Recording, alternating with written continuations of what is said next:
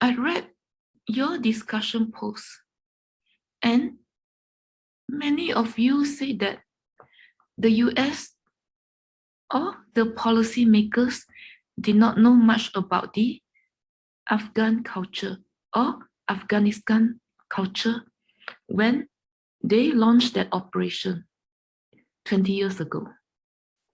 So, culture, according to your textbooks, is shared beliefs, values, and practices.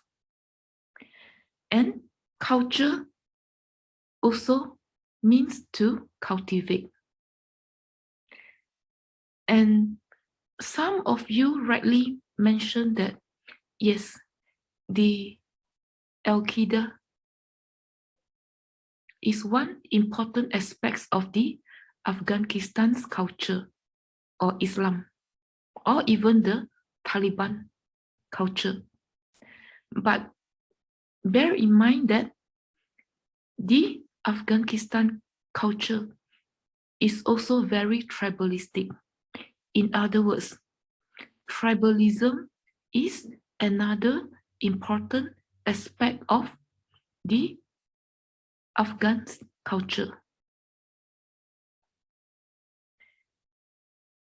And we can say that tribalism is an important non-material culture in Afghanistan.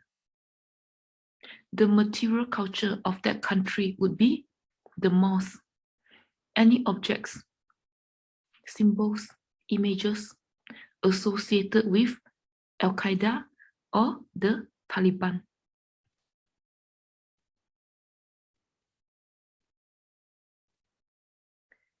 And is open to debate whether the US intervention 20 years ago is a form of cultural imperialism. But we know that this intervention 2 decades ago did some good to the Afghan society. It elevated the status of women, it increased the level of education, and people learn certain good parts of the US or the Western culture through this intervention. And it seems to many of us that the US government wasn't very cultural, relativistic. You rightly say that hardly anybody knew anything about that country's culture when they launched that operation.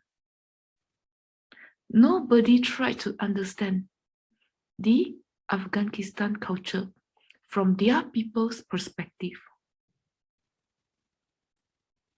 And nobody tried to understand why tribalism works very well in that country.